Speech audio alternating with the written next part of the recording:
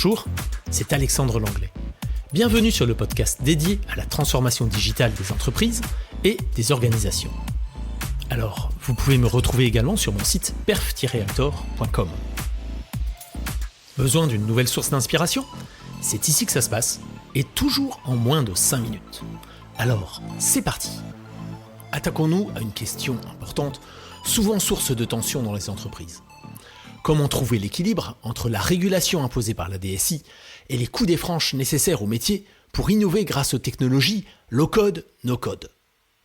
Alors derrière cette question se cachent des enjeux de sécurité, de pérennité des projets et d'efficience organisationnelle. Alors est-ce que l'on donne carte blanche au business ou on garde un contrôle strict ? Bien sûr, les réponses varient selon que l'on parle d'un grand groupe ou d'une PME. Alors laissez-moi vous guider à travers des cas concrets et des solutions équilibrées.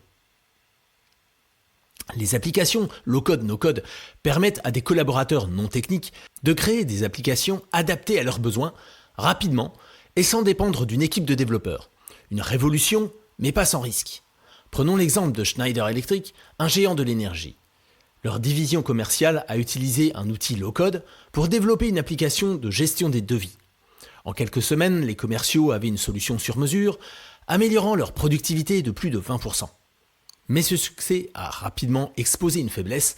La gouvernance IT n'avait pas validé les standards de sécurité et les données sensibles étaient vulnérables. Alors en revanche, chez Gourmet Bio, une PME du secteur agroalimentaire, l'adoption du low-code s'est faite avec une supervision légère mais cadrée de la DSI. Résultat, des processus internes fluidifiés sans compromettre la sécurité. Ces deux cas montrent que, sans un cadre clair, le low-code peut transformer les métiers ou provoquer des dérives. Les opportunités offertes par le low-code, no-code, en fait, c'est tout simplement une agilité accrue. Bien sûr, les métiers n'ont plus besoin d'attendre des mois pour une application dédiée, mais aussi une réduction des coûts IT avec un développement moins lourd et plus de réactivité. Alors pour finir, bien sûr, on a une autonomisation plus grande des métiers qui peuvent résoudre elles-mêmes leurs problèmes. Mais bien sûr, les limites sont tout aussi importantes, avec un risque de shadow IT plus important. Car quand les métiers agissent sans le contrôle de la DSI, c'est une boîte de Pandore. On a aussi les cyber-risques, avec des applications mal sécurisées qui deviennent des portes d'entrée pour des cyberattaques. Et aussi, on a la pérennité des développements. Que se passe-t-il si l'auteur d'une application quitte l'entreprise ? Un autre exemple frappant vient de BNP Paribas, qui a dû revoir plusieurs applications métiers créées via du low-code, après un audit révélant des failles critiques. Ce retour en arrière a coûté cher, tant financièrement qu'en termes d'image interne. Pour concilier autonomie et sécurité, voici quelques stratégies adaptées à la taille des entreprises. Tout d'abord, il faut mettre en place une gouvernance claire. Pour les grands groupes, comme AXA, un centre d'excellence dédié au low-code, no-code guide les métiers dans leurs projets. Les applications sont validées selon des critères précis avant leur déploiement. Alors pour des PME, une DSI allégée peut simplement fournir une liste d'outils approuvés et s'assurer que les données critiques restent protégées. Alors une autre solution serait la formation des utilisateurs métiers. On a chez Saint-Gobain par exemple des ateliers de sensibilisation qui forment les utilisateurs aux bonnes pratiques. Ces sessions permettent d'éviter les erreurs les plus courantes tout en renforçant la collaboration entre IT et business. On peut aussi adopter une approche agile et collaborative.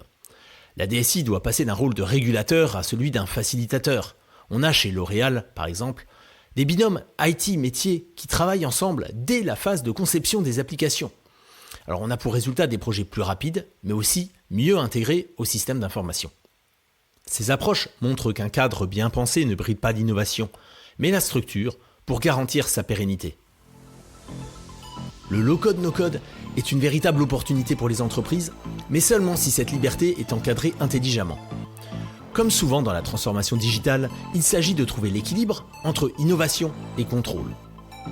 En PME comme en grand groupe, la clé est d'impliquer la DSI dès le départ pour co-créer des solutions pérennes et sécurisées. Alors merci d'avoir écouté cet épisode de Digital Actor. Retrouvez-moi sur LinkedIn pour partager vos expériences et débattre des solutions qui marchent ou pas. Alors à très vite.